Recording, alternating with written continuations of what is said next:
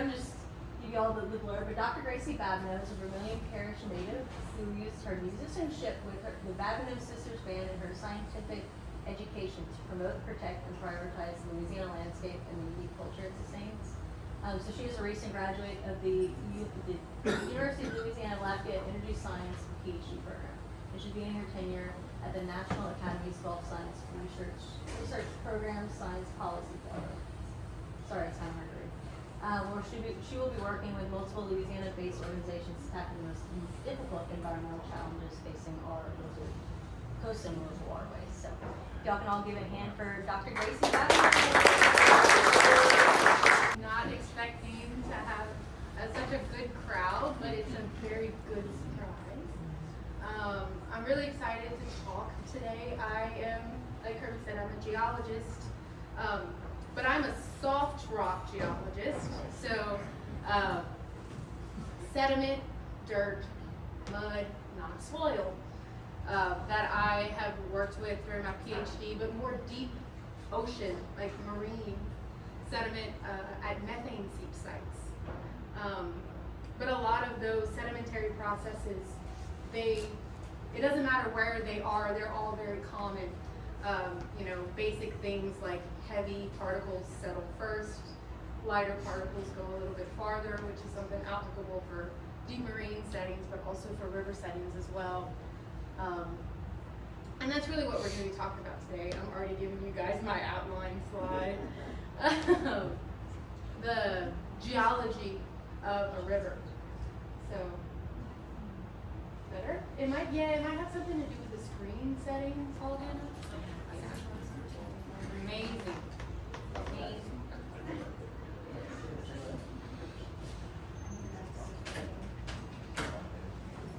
Development of alluvial surface, is that what it's called? Yes. So that's what we're going to be talking a lot about today, the formation of alluvial surfaces. Alluvial is a fancy word for river, and how this process is really integral in creating the basin, but also just Louisiana in general.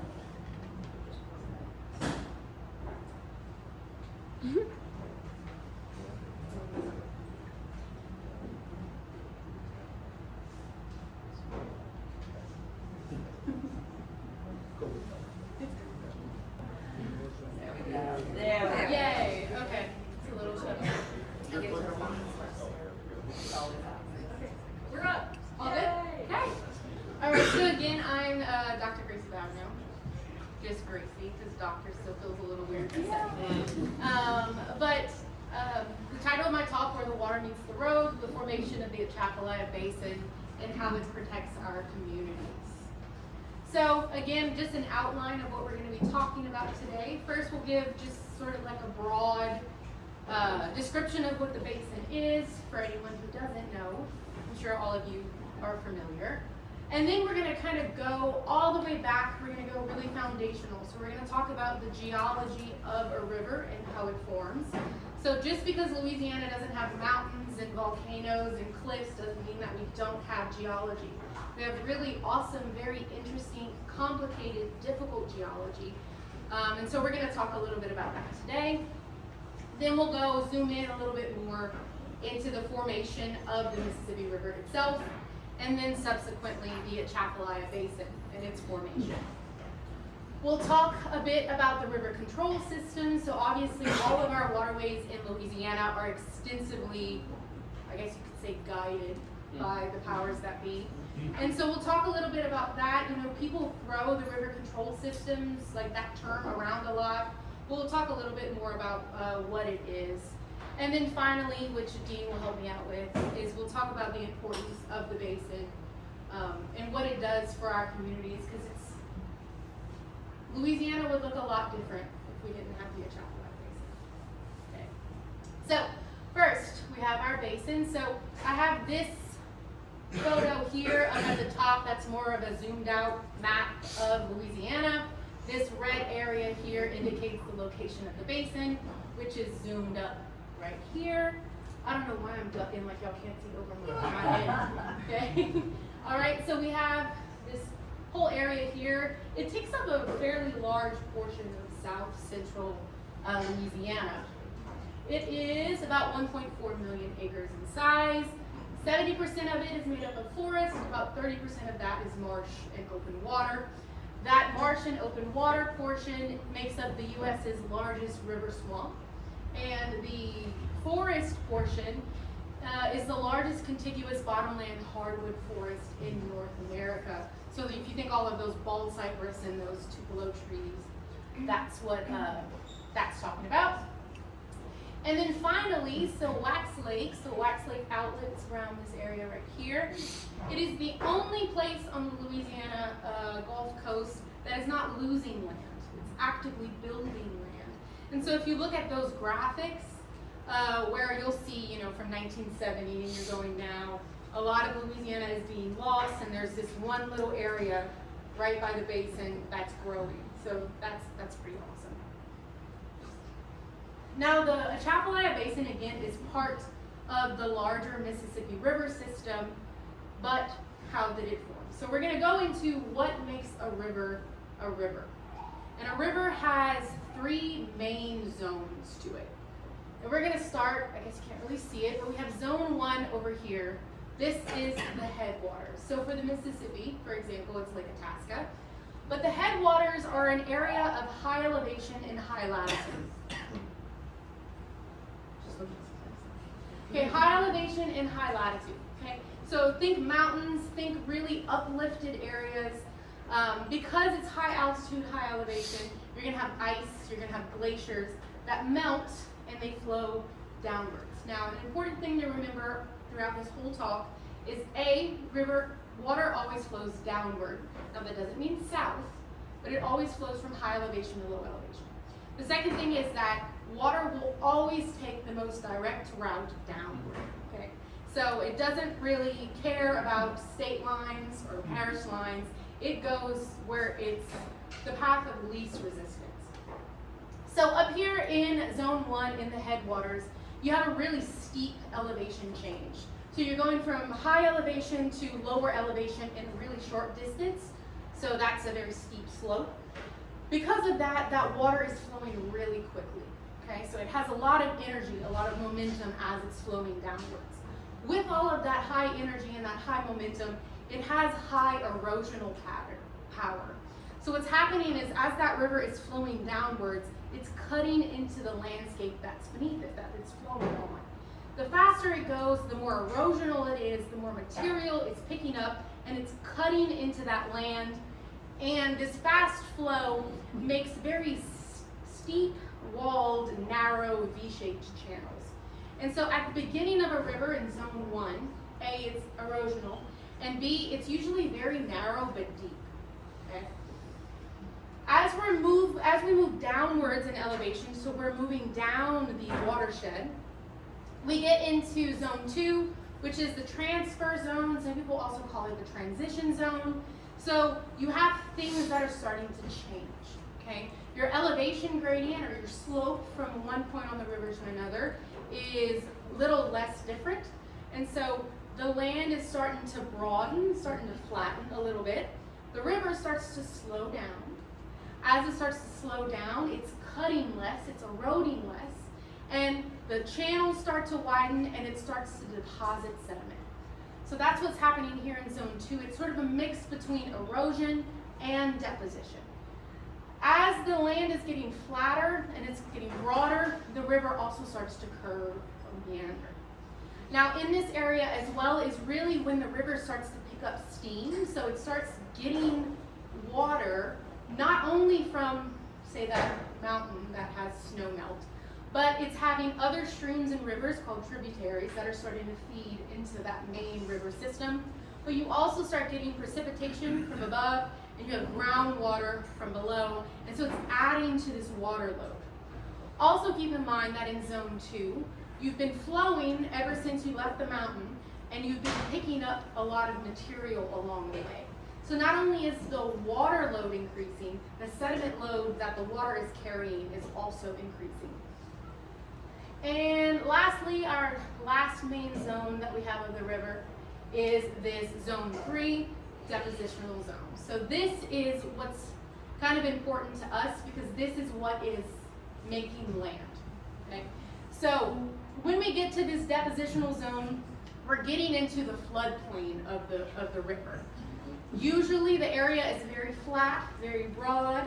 You're reaching the point of the most meandering that you will see along your river, forming that floodplain. The channel is widening, broadening. Everything is getting a lot bigger, and deposition is occurring. So you have a lot of deposition that is occurring along the river, at the mouth of the river here. And this portion here, this zone here, is what we were really interested in terms of the Atchafalaya Basin. This is what is applicable. This area here also makes a lot of landforms that we're going to be a little bit more familiar with rather than waterfalls and rapids and things like that. So we're going to zoom up a little bit on this area of a river. So first what we have is if we look at these meanders here, okay, we have these curves. As the water is meandering, it's going to flow faster on the outside of that meander, on the outside of that curve. You can think about, you know, if you're driving and you take a curve, like you're driving and you go around a curve, kind of go too fast, don't listen, mama, over there. Okay? You can feel your body going into that sort of, that faster motion around the outside of that curve. Okay? So that's what the river is doing. Even though it's slower compared to the headwaters or even the transitional zone, it's still moving at a relatively fast clip, but it's faster on the edge of that meander. And so what happens is that water starts to cut into the bank that's on the outside of the meander, and very cleverly that is called a cut bank. Okay? So it's cutting into that channel, or it's cutting into the bank, it's widening the channel, it's moving the channel. So that's one of the big reasons, or the big drivers, I guess we could say, of why the river is moving, because it's actively cutting into the land around it. And again, the water is going to take the most direct route, and it's going to, you know, go where it's easiest. So we have that. Now at the same time that this river is faster around the outside of the meander, it's slower on the inside of the meander.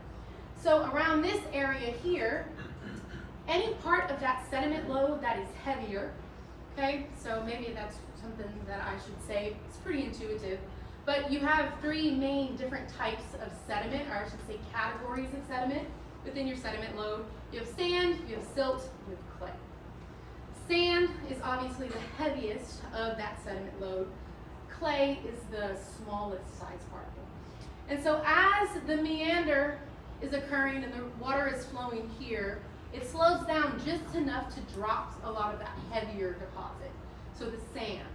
And so whenever we look at past meander deposits, what they're called, I can tell you that, okay? A lot of them are sandy materials, okay? Now, this is going to keep happening. This is going to happen over and over. That river is constantly flowing. And so as it's cutting and cutting, and as it's depositing and depositing, eventually, again, the water is going to go, and the most direct route, it's going to cut off that meander. It's going to become a little bit straighter, and then all of a sudden, you have this meander of the river that is out all on its lonesome. Okay, it's cut off from that main river channel. What you get here is something called an oxbow lake. False River, for example, is an example of an oxbow lake. So it's a meander that's been cut off. Yeah, yeah. And you know how old False River is? You know, it's relatively recent. I'm also a geologist, so I work in like millions of years. And so take whatever I say like that with a grain of salt. But it is relatively recent. Okay. Now this happening, those cut banks, those meander deposits that you can see here, okay, those are building up. I want you to kind of imagine that this process is happening over and over thousands of years. So you're getting, you know, meander deposits, and you're having the river move, and you're getting another meander deposit. Those are dispersed throughout the whole entire floodplain. Okay. Now it's called the floodplain for a reason. Okay. This is the area where the most intense floods of that river are going to occur. So what happens here is you get, more water, a higher water load into this portion. The water will overflow its banks. Excuse me. And as it's overflowing its banks during this flood, you can think a lot of momentum, a lot of energy that's bringing this whole water and the sediment load with it outside of the channel onto the banks. As that water hits those banks, friction occurs. So it's just sort of like, almost like a stop. Coming up, it stops. When that momentum and that friction increases and that momentum decreases, it will kind of just drop its load on the side of the river. Okay? You'll get mostly sand close, and you'll get silt, and you'll get clay that kind of disperses a little bit farther out. That happens over hundreds of years. It floods, goes back, floods, goes back. And what you get is the formation of natural levees. Again, it's another example of a raised area within the floodplain, within this zone.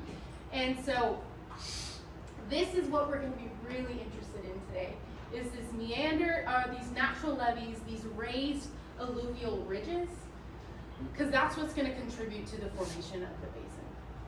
Okay.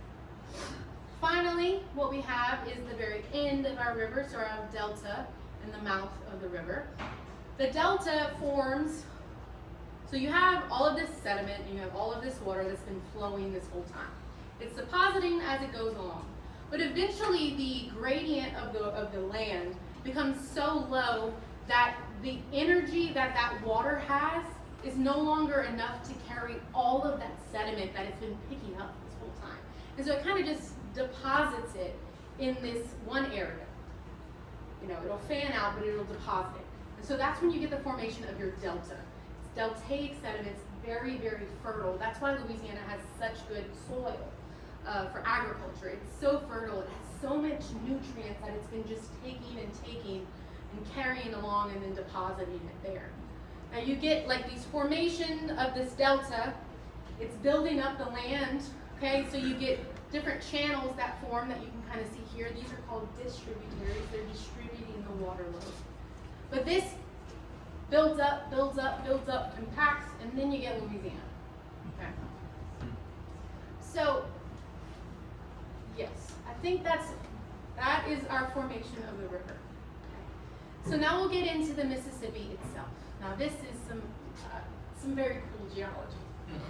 So this, I know it's hard to see, but this is a map of North America about 75 million years ago. Okay, so you can see over here on the western edge, here to the left, this is the Rocky Mountains. Okay, this right here is the Western Interior Seaway. So it's just this big waterway that basically cuts the North America in half. It extends, covers this whole central area of the U.S. up into Canada. And then we have the eastern portion. This is the Appalachian Mountains, okay? And the reason that I have this little box right here is because this is where something called the Mississippi embayment is going to form. Embayment is a gap in this mountain range, okay? Now, scientists have sort of, for a long time they believed that this embayment, so the Mississippi River started forming and flowing through this embayment about 20 to 40 million years ago. But there was a paper recently, Potter McIntyre et al. In 2018, that used this kind of crystal. It's called a zircon crystal.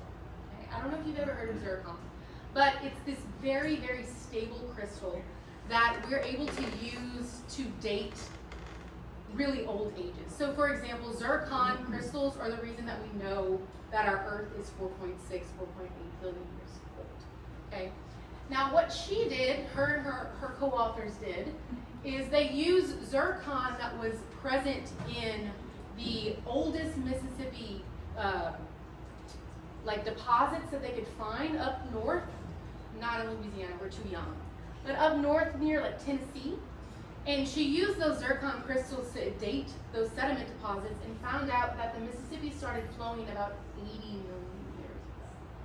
So that means that the Mississippi River was seen and probably drank from by like dinosaurs, which I think is very cool.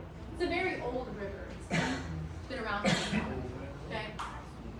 So we have the formation of that Mississippi embayment about 80 million years ago. Starts flowing. So if I go back, okay? Before the embayment formed, all of the water that was on this portion of land here was flowing this way. So remember I said it flows down, not south. So in this case, a lot of the water was flowing northward and it was coming towards the interior and then out here. Okay, it wasn't flowing here. It's not, there's no room for it. But once the embayment forms, then that water starts coming down south. So 60 million years ago, the Mississippi River, it starts collecting water from the Appalachian Mountains and then the top of the Appalachian continent. Okay? Then we're moving forward. Oh, this is a paper. I forgot about that. This is that paper that I was talking about. Here's a figure from that paper. You can see that this is around 60 million years ago. This is the Mississippi River embayment right here, and it's showing the direction of the water flow. So this would technically be the Mississippi River watershed that's coming down, depositing here. You can see Louisiana, Mississippi, all of this stuff is not in the equation. We are not around. Okay, then we're moving forward. So that's happening. The Mississippi River is flowing. It's starting to cut into the land. It's growing. It's playing. It's adding that land. About 4 million years ago, the watershed for the Mississippi is all the way into Canada. And the water load is about 4 to 8 times the current Mississippi River water load. So it's huge. On the scale of like the Amazon basin. It's so much water that's coming through. Okay. Then about 2.6 million years ago, something interesting happens. We get our first big advance of glaciers during the Ice Age. Okay. So that's where we're going to start for now because there's some interesting stuff relevant to the Mississippi that starts occurring here. So about 2.6 million years ago, we have a big glacier advance from northern Canada going into the northern part of the United States, of the Midwest. Okay. I don't know if you guys have ever seen, you know what I'm talking about, Mason? I know you don't yet, because I haven't told you what I'm talking about. Okay? There is migratory bird paths that come from Canada down towards Louisiana. And still to this day, they take this weird curve around the Great Lakes. And that's because during their migration patterns, you know, millions of years ago, there was glaciers there. And so they would go around those glaciers. And they still, you know, they're birds. They still follow that same migration pattern. So this is where this is coming from. You have these glaciers that are coming from Canada, and they're, because it's getting colder, they're growing larger and they're extending downwards. Now, as those glaciers are extending downwards, at the same time, water level or sea level drops. Okay, so if we imagine, okay, our glaciers advance, our water level or sea level drops. There's still the Mississippi River in between these two phenomena.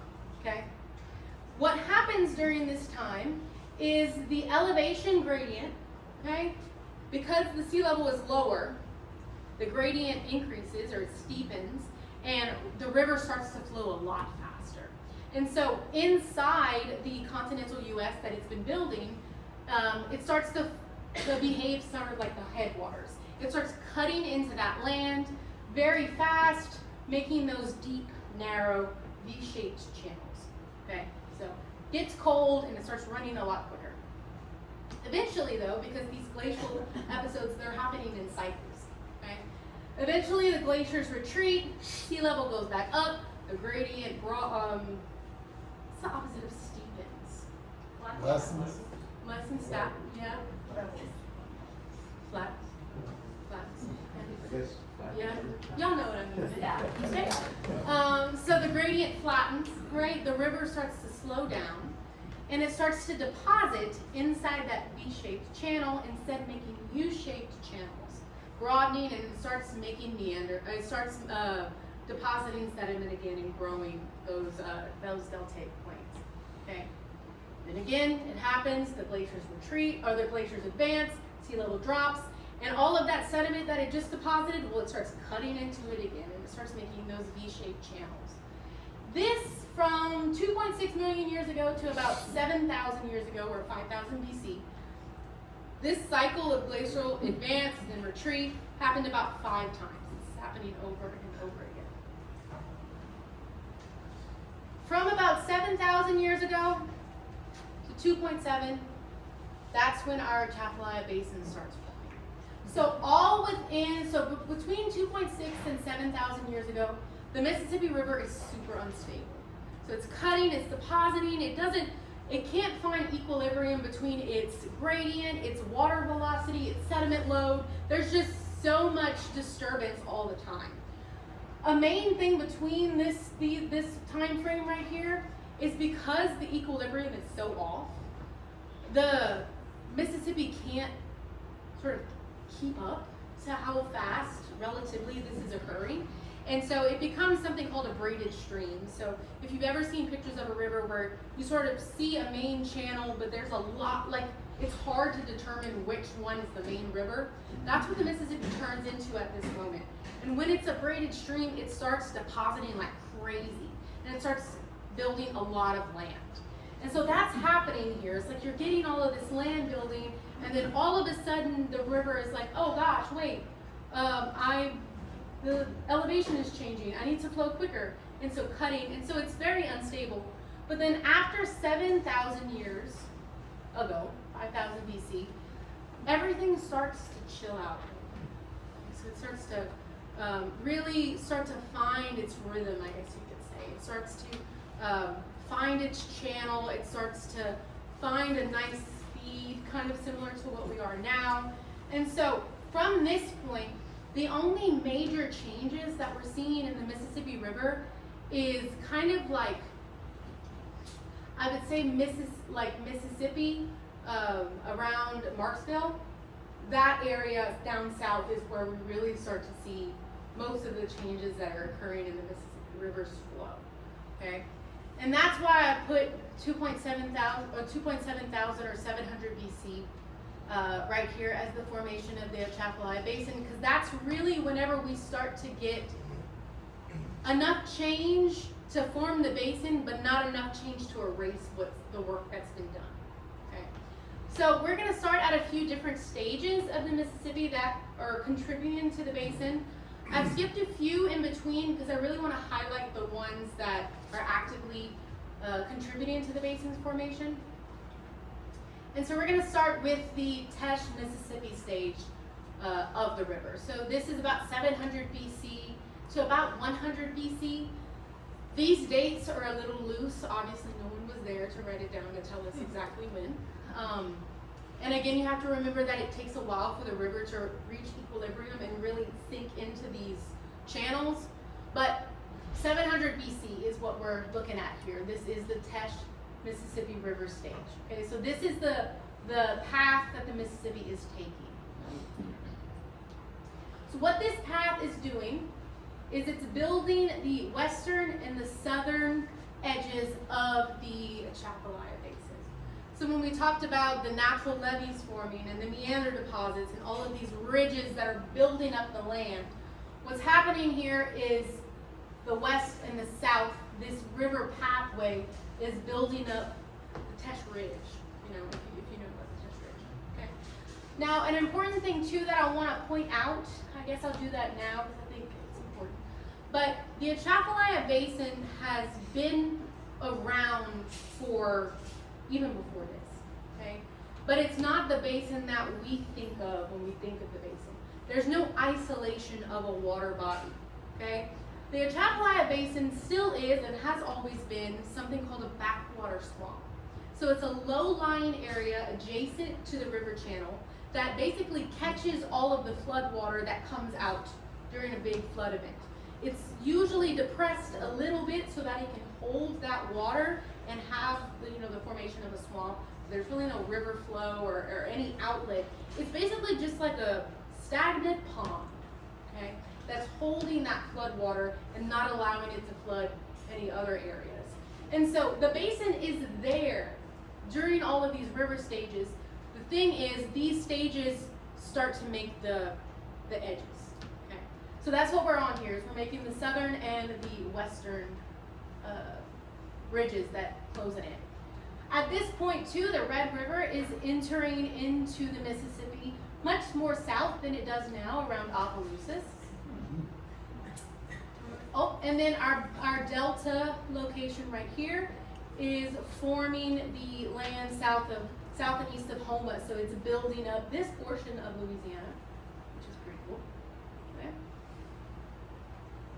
And again, so the basin is a lowland area with a lot of different past alluvial ridges, but nothing big enough or substantial enough to start blocking that water in. So then we move into the Lafourche stage of the Mississippi. So this is about 65 AD to 1300. So we've skipped a few different stages, but what we have here is the Lafourche stage starts building this northern boundary of the basin. Okay. We also have the Red River now, pretty interesting. The Red River enters the abandoned Mississippi, so the Teche Mississippi stage. And so the Red River occupied the Teche for a while. Again, the river always wants to take the easiest path, very lazy. And so it sees an abandoned channel. And that's a very easy place for it to flow. Okay, we also have the formation of Lafourche and Terrebonne parishes, since our delta is located right here. So we have this land building occurring. Right? And then, because now we have the west, the south, and the north, we're starting to get the isolation of the basin. So we're starting to get enough ridge growth on the outside of this lowland area, this swamp, to really start collecting water and not letting it go anywhere.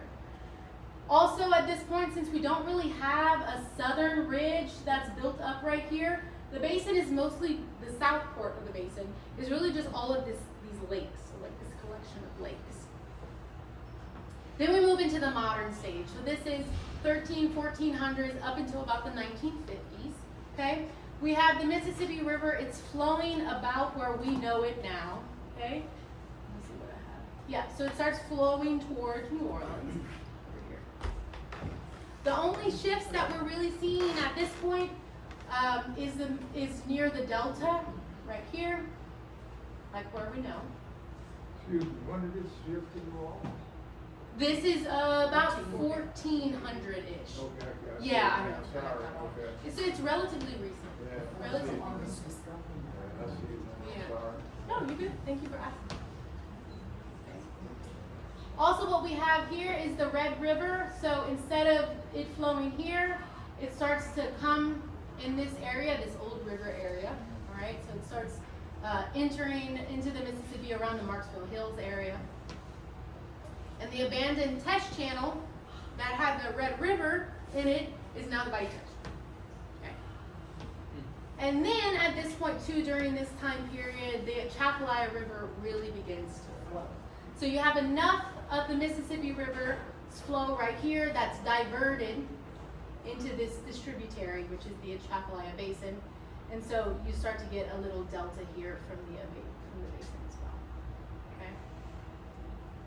So if we zoom up into this area, this old river area, this is a really, really important area for the Mississippi River in terms of how we attempt to control it. Okay.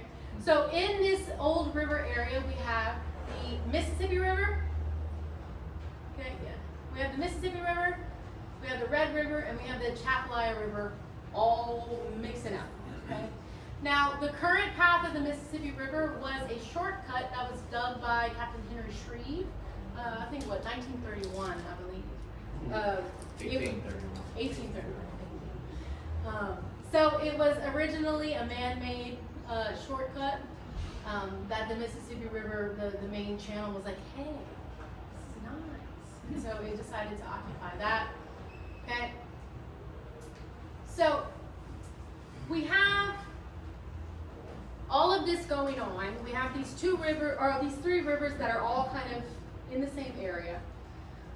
And you have more and more water that starts to divert into the Atchafalaya River. Okay? The Atchafalaya River at this point is the most direct route from where the Mississippi is there to the Gulf. Okay, it's straighter, the elevation is better, it's easier to get to the Gulf from there through the Atchafalaya River. And then what you have is the Great Flood of 1927. There's a lot of stuff that always goes back to that Great Flood. Okay? And so in 1927, you have this unprecedented flood event.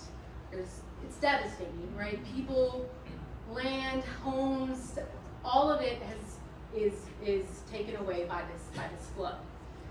And so if you're anyone who is in government, or just anyone who has lost their home or family during that flood, you're thinking, oh my goodness, will this happen again?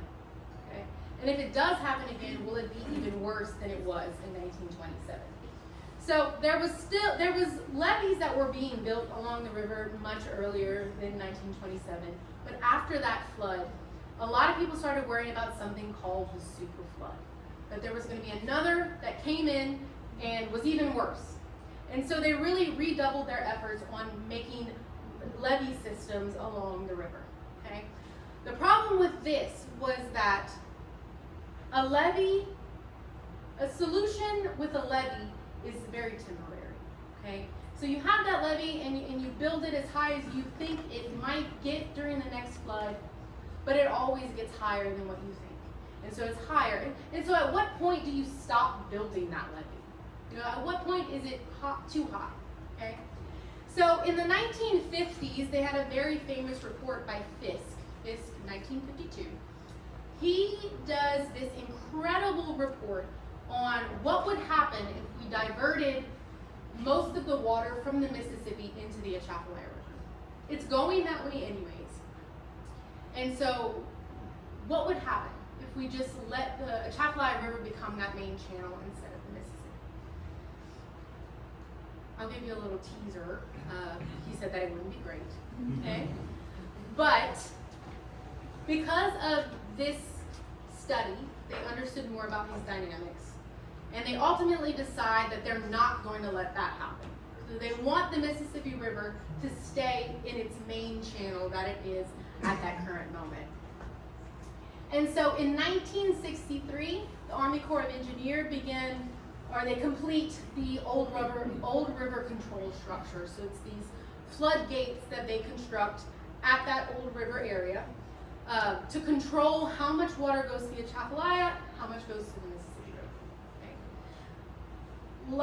About 10 years later, huge flood that occurs. Almost completely wipes out the river control structure.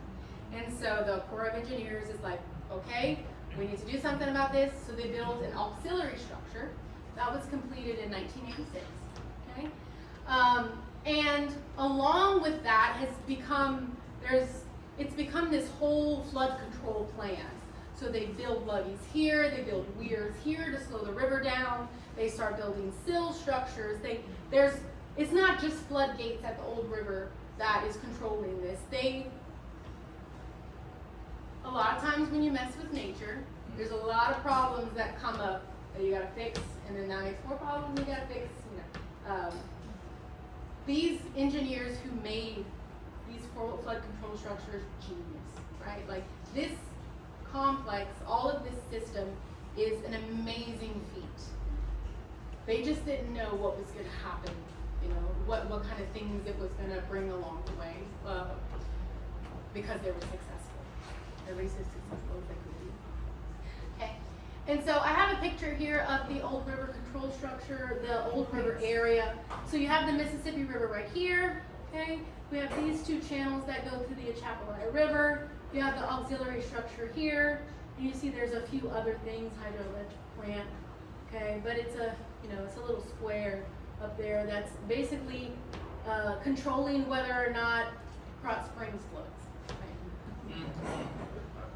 This is just another picture of what those floodgates look like. And again, it's a gate that they can lift. It's just like locks, if you've ever seen a lock system. It's up, down, this is the main system. And someone is controlling the equilibrium between the flows, and that's what's occurring here. Okay. Now, let me see what we got. So that's the Mississippi River. It's being the Atchafalaya River is kind of presenting an issue to the Mississippi River. It wants to take all of its water. And so along with the control system on the river, the basin is also being extensively controlled by levees, pumps, flood walls, floodgates, to make sure that all of the work to prevent flooding at Old River is not going to be wasted by the time we get to the basin, okay? And so you have, let me see what I have, what information that I have. Yeah, so you have the Whiskey Bay Pilot Channel that is now the current outflow of the Atchafalaya River into the Gulf. That's a man-made passage, while the natural path in Butte La Rose is starting to silt over and it's starting to infill itself. I'm so sorry about these transitions. I took them off. I thought I took them off. You're nice. Thank you. Thank you. Okay. Also, because of all of this flood control, or this channel control, the main river of Atchafalaya, it's widening, it's deepening, and so it's changing the flow of the basin inside of it as well. And so it's made it more navigable. It's made it a better pathway, more efficient pathway for Mississippi River floodwater, but it's also changed the dynamics of the basin internally as well. And so I have just like a little list of the pros and the cons of this river system, because there are both. Okay, so the first pro, right, of having this control system is that you are protecting all of the cities that are in the Atchafalaya Basin floodplain. So, you know, like Morgan City, right? If the Atchafalaya were to become the main channel, all of those cities along the floodplain would not exist. Okay, it wouldn't be there. Okay. Also, navigation remains viable. So the Mississippi River, as we all know, is a main navigation channel. It's been that way since somebody found it. Okay, so it's really, really important. And so if we would shift the Mississippi River to be in the Atchafalaya Basin, that would change a lot of the navigation routes for industry, tourism, but also they probably wouldn't change. And so what we'd have to do is dredge the Mississippi instead, you know, to make sure that it was deep enough for these big ships to go up and down. Also, the Mississippi is used different kinds of plants to cool the plant operations, also to dispose wastewater. Agriculture, so a lot of people use the river of the Mississippi for irrigation, and we all know that agriculture is very important to Louisiana. And finally, New Orleans, just in general, right? So New Orleans, a lot of their trade, their tourism, all rely on the Mississippi River. And so if you think back in the 50s of taking that Mississippi River away and bringing it somewhere else, you're leaving a lot of people in a bind. So this is what these engineers saw, I should say maybe the engineers, but the legislators, what they saw when they thought about letting the river do what it wanted to do. Is that it would be costly, it'd be expensive, and it would kind of just mess everything up, okay? And so these were the pros, and they are pros. But there are a lot of cons, like I said, cons that we didn't realize until years later, until after it was completed. So the first is that we have increased flooding within the main channel of the Mississippi River. So if you think about the fact that naturally the Mississippi River wants to divert some of its flow into the Atchafalaya, we don't let as much as the Mississippi would like, okay? But that doesn't mean that the water just decides to go away, okay? The water is still there. And so what's happening now is that the water load of the Mississippi is just as high as it would be. And so we're getting more flooding, we're having more stress on our levee systems and our control systems. And that's scary, you know, if you think about we still have a super flood out there somewhere in the future. So this flooding has created something called freshwater diversion project. So it's basically taking some of that water from the Mississippi, and instead of it going to the Atchafalaya and instead of it going to the Mississippi, it's taking it somewhere else, okay? So if you think about the Morganza spillway or the Montgomery spillway, that's what that is. That's a relief on the Mississippi in case things get too crazy. Now the downside is that it can flood a lot of people's homes. But people are kind of torn on the freshwater diversion situation. So there's a lot of people who are in favor of them because freshwater diversions will take sediment load from the Mississippi and put it somewhere else, and it builds land. I I mean, there's a lot of organizations that use those sediment diversion and freshwater diversion in order to combat coastal erosion. But then on the flip side, there's people who are against it because it ruins the ecological habitat of wherever that water is going. And so what they argue is it's great and all that we're building all this land, but we're ruining the life that would be like living on that land. So kind of thing. But that's one of the cons. We also, in part with that, we have a decreased flooding within the floodplains and adjacent wetlands where we need that sediment. So, like we have seen, the reason that we have Louisiana is because the Mississippi has been able to go back and forth, sort of spraying sediment all over the place and building land as it goes. And so when we don't let the Mississippi go where it wants to go, functionally what's happening is all of that wonderful sediment that would build up land is just going out to the Gulf. Okay? It's just, we lost it. Less wetlands, we have less plant life anchoring land itself, and so we have more coastal erosion, more coastal subsidence, less barrier from hurricanes and things like that. Less land means that we're going to feel the effects of those hurricanes farther and farther and farther north. If you go and you drive, I mean, I'm from Vermilion Parish, and so you drive down 82, and Mom and them would be able to tell me more, but I remember when we would go down there, you couldn't really see the water. And now in some places, it's right there. So, and that's, I'm only 27. So, yeah, that's a big thing.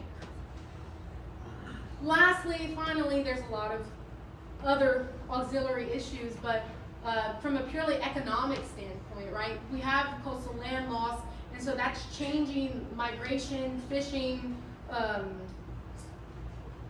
habitat, that a lot of people rely on for income, for these agriculture or these aquaculture, right, Gus, harvests. And so that's a big thing too. And so I think, yeah. Right. So the last part that I just want to talk about is, we've talked all about how the basin formed. We talked about how we've, boxed it into what we thought was most beneficial, but there's, a lot of cons that are associated with that. But why do we care about the basin to begin with, right? Now the basin is beautiful. The basin is one of the most beautiful places in the country. And that is a plus in of itself, that it should be protected. But the first thing that I have is that it's a giant flood relief valve. So if you think about all of that water that's in the basin, if the basin wasn't there, the water would have to go somewhere. And so without the basin, Louisiana would look a lot different. Okay? And even now, with all of the control structures and all of the ways that we're trying to divert the water here, there, everywhere, the Atchafalaya Basin still absorbs a lot of the flood issues that we have here in Acadiana and the surrounding areas. A lot of the coulees around town, they drain, and it's still acting as a big flood relief valve, even though we control it. Another thing, that it's a gigantic water filter. Okay, so you have all of this water that's coming down. I mean, you've seen pictures of the watershed, the Mississippi River watershed. It's taken in whatever a lot of the country wants to give it. And so once it passes through the Atchafalaya River and it goes through the basin, there is a lot of filtering that's occurring by the wildlife, the animals, the plants. And so once that water reaches the Gulf Coast, the water quality that is getting there is so much increased. And so that increases, I mean, it's good to have better water quality in general, but increasing the harvest that we're able to have along the coast. Okay? Right, an economic asset, that's always an important thing as well, whether we like it or not. So the basin is the largest wild caught crawfish harvest in the U.S. That's a big deal, not just for the fishermen, but for everybody down the line, up to the server that serves it at the, at Hawks or wherever you want to get your crawfish. Actually, in the world. In the world. I didn't know that, Dean. That's even better. Yeah. Okay, and the final thing, I think this is the final thing I have, is that it's other than the typos that I have on my slide, it's a huge wildlife and plant life sanctuary, right? There's so many different mammals, reptiles, amphibians, so much that call the basin home that it would be it would be terrible if we didn't have it. So if you care about to that point, okay? So I have this pretty picture of the basin, okay? Which the I-10 bridge, the Chapelai Bridge, was an awesome thing. I mean, from what I've read, you would be able to tell me better than me. It preserved a lot of the basin because it allowed it to be as natural as we wanted it to be, going over instead of yeah.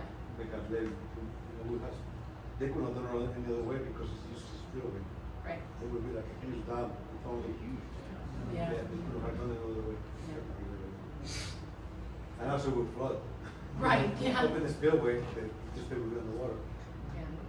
Yeah. So that's all that I have for y'all. If you have any questions, but I think Dean wanted to Yeah, I'm talk gonna about some stuff. show you, everybody can see it here. I'm gonna give you a copy of this. Oh, okay. That's a map of the Chapelai Basin in the early 1800s. Awesome. You know that they have no main channel. I'm gonna show you, not gonna run show you. But they don't have the main channel, they don't have the channel right in Yes, the middle. yes. And you have all these, it's more than that. I have a picture in 1941, by social field, thousands of waterways. So between this year, it's thousands of waterways running. So they have one main channel, it was like, you can see here, that used to be the Grand Lake, Lake Pond right here. And you can see, there's no pilot channel, it was dug out. See all the little waterways everywhere. And these waterways, in 1941, the levees used to be built. Have a picture from the air. Thousands of little waterways that's loose going everywhere. So it's a completely different place. What year is that now? It was made in the first survey, underground survey ever done. Where you can do it between 1807 and 1838. Wow. Took that long to do. I don't know, we can keep it open somewhere so people can see it. Maybe we can like clip it. There, maybe? Right here on the side, people can. By the way, we have a map here of the 1927 flood that will give you an idea what will go on the water if the levees fell. Because one day they will fail. The way, thank you. That's the map right there.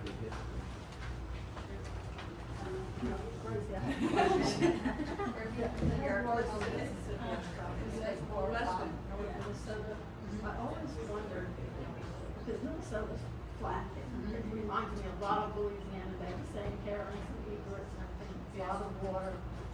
And when I was at camp up there, I would take, some of the campers up with a trailer for the canoes, and I wouldn't take them all the way to the coast, somewhere in between like Brainerd and Augusta.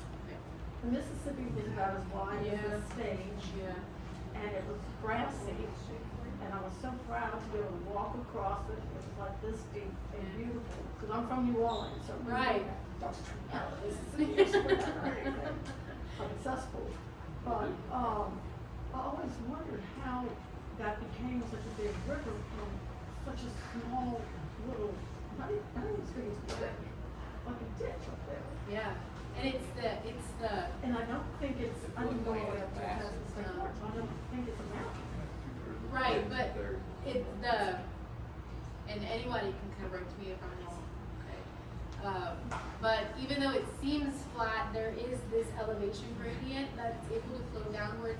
And the awesome thing about the Mississippi is that it travels for such a far way. And so it has so much opportunity to pick up so much and cut so much to the point to where it's getting down here, and it's just the amount of material that it's able to pick up is incredible. And so as it's flowing downwards, the channel size is accommodating for that. It's accommodating for more water and more sediment and widening as it goes. And so it's Well, I think guess it's it amazing. picks up a lot of sediment going through that, just Right. up all the way through to get to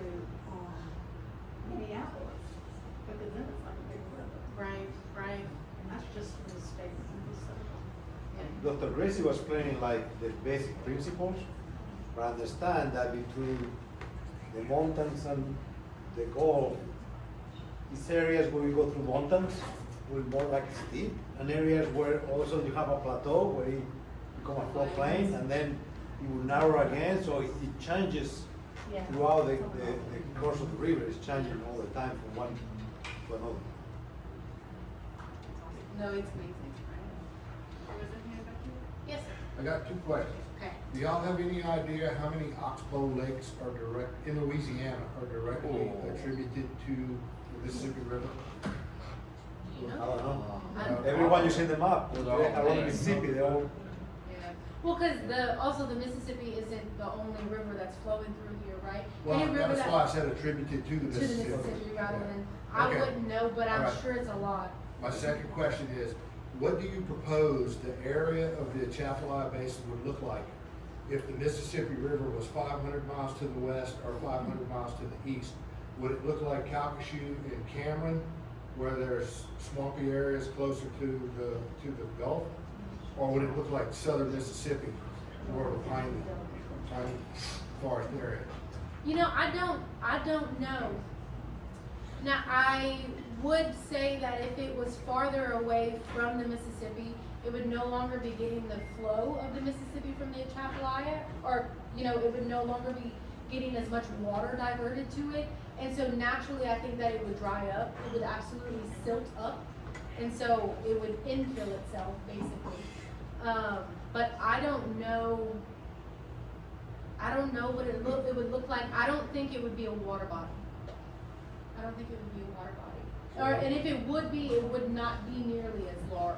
So we're leaning toward southern Mississippi? I would Looking say at southern probably. Mississippi. And I would think that there would be, you know, into the time scales that we talk about would also count. That there would most likely be some kind of swamp area still, because it still is a low point. But eventually that would change, and it might even be prairie. Yeah, that's a really good question. There's probably someone who has like made some kind of map or graphic to figure out, and I think it would be really interesting to see. and all depends, I think, where Mississippi will go. Right, Like if it goes east of us, then the Red River right, will be very similar to what we have right now. Well, when it was the map in the 1800s, if the Red River will be feeding the basin we have right now. Now, if it's part to the west, then that will cut off the Red River for reaching the Atchafalaya. Because the Atchafalaya River is like a continuation of the Red River. yeah, The Mississippi is connected, but it's actually like the Red River. But you wouldn't have the flooding to the scale that you have with the Mississippi. No, unless, depends on where it's at. yeah. Okay. But I think it would certainly be very different. Sorry. It would be different. Yeah. Well, Okay. Yes, sir. Yes, sir. Seems to me no matter what you do, it's gonna continually silt up, right? I mean, there's no way to stop it, right? It's way to stop it. You can? Oh yeah, if you look at the map that I just showed you, the hundreds of waterways, and if you have land outside the levee system, you're gonna know that it's clay, there's no sand. Clay. That takes a long time to build. Like Dr. Gray said, the clay goes a long ways, and because of big areas, you don't build as fast as sand. So the sand is a new thing in the Atchafalaya Basin that happened the way you managed to do it. It's not, it didn't happen before. But if we didn't do anything, like no pipelines, no levees inside the basin at all, wouldn't it still continually silt? Yeah, but the way the sign is built is bringing all the sun into the swamps, So we have a management plan that what we call for is to trap the sand right by the main channel. So we'll never reach the swamps anymore. And put it back into the river.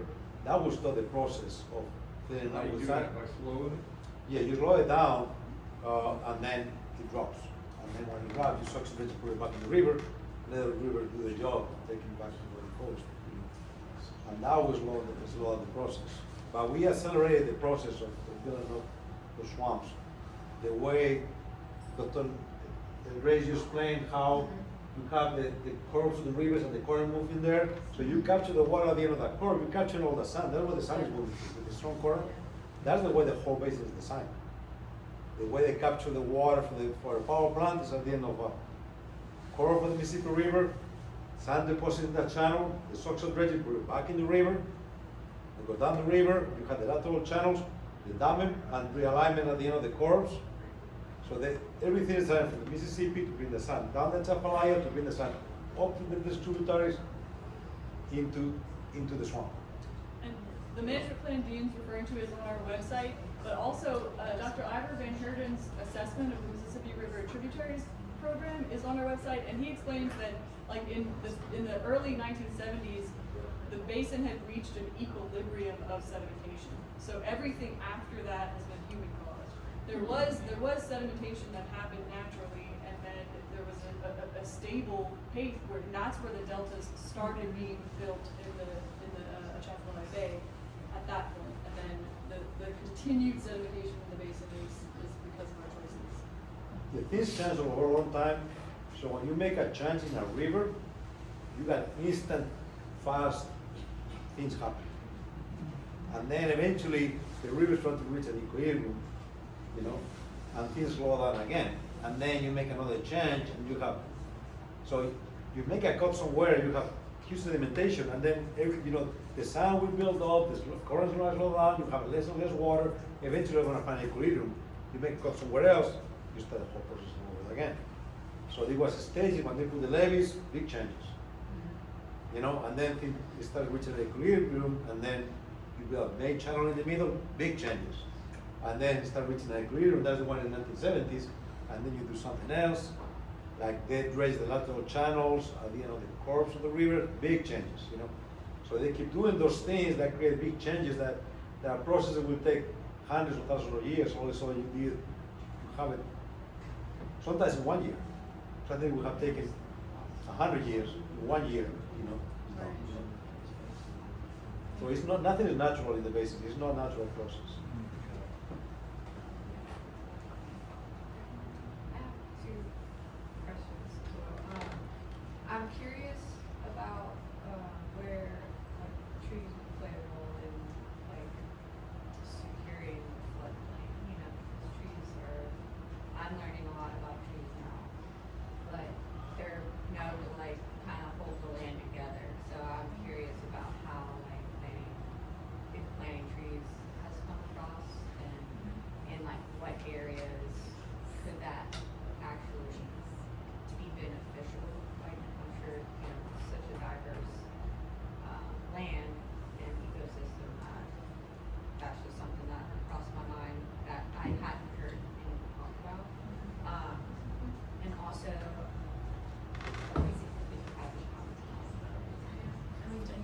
Yeah, I'll give you a good example.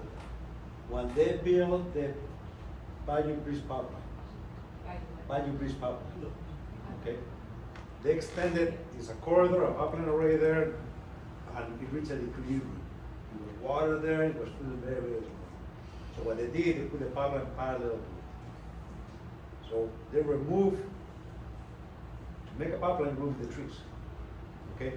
So you go down into Coastal Waterway, and you look the back flow, the water gotta go to the trees, so it's very slow current. Because the trees are creating a friction from the middle. When you remove the trees, the current starts boiling through the spot where you remove the trees. So you go today, the water was boiling through the new, where there's no trees. The rest of the bayou is exactly the same, and they create a second bayou that goes into the pipeline and brought huge amounts of sediment. It's a little bayou called Bayou Set that we're using for Swan Tour. Within that year, Bayou Set completely filling, gone. You want to remove the trees. because they chose that spot because that was like where land was. But it's that spot because what they do when they put a new pipeline, since it's already an area impacted, the corridor is already there. Instead of putting another pipeline somewhere else, you want to put a pipeline across the basin, they want to do the expand the corridor. So they put it next to the pipeline corridor that wasn't already there. But they didn't make a canal, they just removed the trees to the pipe. So the elevation was the same, and then when the water come up, the water goes to the place with no trees and make a bayou, but it's loose. And the rest of the bank is the way it was before. So trees, huge impact into that road. Yeah. I don't know what else. Curious, well, and one of the big issues that we have, with the Mississippi, whenever I mentioned that we're losing all of that good sediment. Yeah. The channel has become so deep and it's wide, it's flowing really quickly. There's nothing to like stop that water flow, because water, like deposition of sediment it's so simple, it's so beautiful in terms of like, it will settle. Like it will settle exactly the way that it needs to settle if the water is moving slowly enough. And so like Dean was saying, those trees helped it controlled that flow enough to where it had reached that equilibrium over hundreds of years. And so, I don't know. Yeah, that's a really good question. What about using trees or other plant life to help against coastal erosion? Yeah, they do a lot of that, I think. They They do do a lot that of that, already. and that's why I Yeah. was thinking really hard about this, because there is a lot of tree planting like on the coast. These cypress trees won't grow in salt. That's what it needs, but they won't. But they're grow. planting, Planting mangroves. yeah, but basin takes Yeah, but that's all, it's the same idea, right? Is like putting something to hold the ground, yeah. because you need, Stabilize. yes, to stabilize it. What about ship traffic? I mean, what is this, the huge ship traffic coming all the way down? How is it affecting, does it just flow because the river's flowing? How is it affecting it negative? What's happening there? I mean,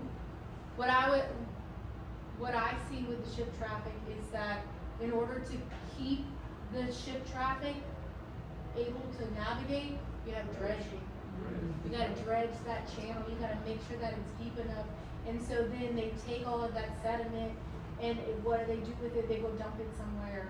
And so that's, or outer, and so that's one of the biggest negatives, I guess, with ship travel through those channels is you have to constantly just be digging it up. Well, where could that sediment place or? Yeah, people do that as well. Yeah. It's called beneficial use, and we're just starting to really require that is something we do when we dredge, because previously they would just dispose of it often in more automatic places. In the older group controls, they dredge and then they put it right back in the river, so that's a And then problem it just down the river. Kicks the can down the road. Yeah, Yes. yeah, definitely. But one thing about the trees that you mentioned, like cypress will die in salt water.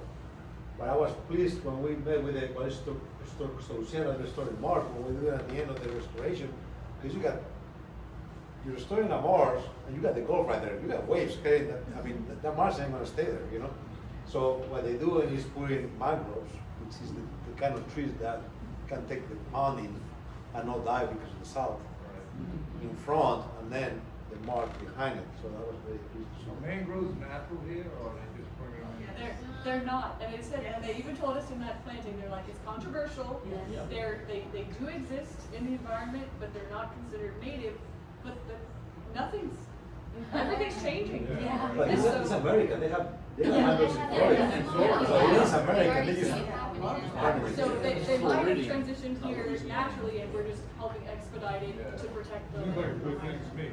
Yeah, it's a cost benefit, and they said that at the planting, they were like, this is controversial, there's not everybody across the board doesn't agree, but, yeah. Are they not planting the native mangroves, the black mangroves? It is black mangrove, Okay, so that is native to, native to Louisiana, Yes, okay, yes. staying corrected, yeah. yes, there's some. Yeah, I thought it was native. Okay. Oh, cool. I see, I thought they weren't, so that's good. Now, I would have been wrong. what we did to the river, is that what's causing the saltwater intrusion? No, so the saltwater so the saltwater intrusion is happening because of coastal erosion and subsidence, so that's sinking of the water. as the salt, it's this endless feedback loop, right?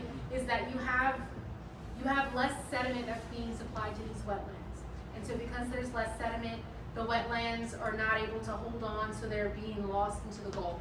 That means that the salt starts coming up. I mean, the Gulf is gonna move up as much as it wants to. That starts killing this freshwater marsh, which then you lose more land. And so it's like this back and forth that you could say, you could draw it back to the fact that we're not letting the Mississippi go where it wants to go. You got sea level rise also.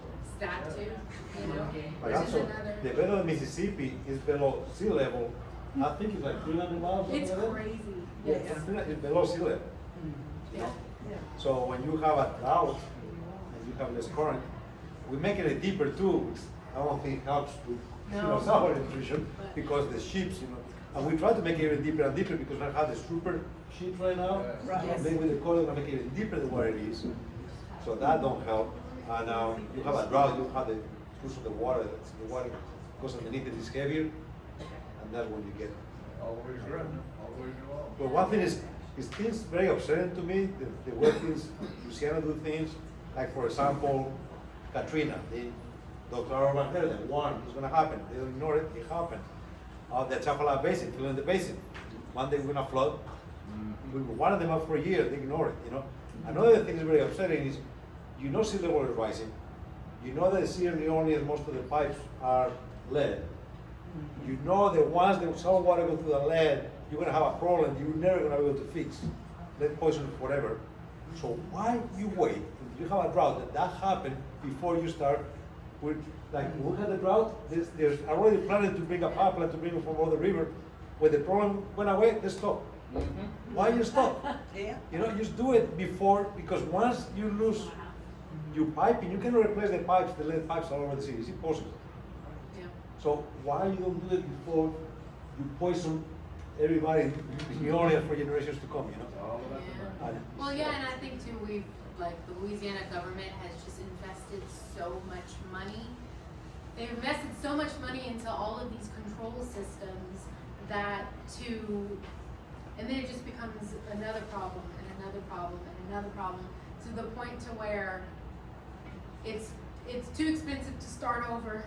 And so they just keep patching, rather than, it's like putting a Band-Aid on a cut instead of just putting stitches. Yeah. Well, then is it worth it? What about the other large river systems in the rest of the world? Like the Amazon. Yeah. I mean, They're having similar issues in a lot of other places in the world. We're kind of in extreme, we're at the top percentage. Yeah. where everything is so highly modified or so urbanized and trying to develop. We're so Yeah. developed around the river that We're not we're very adapting. dependent upon We're trying to make keeping it in mind. And that is a very real argument in that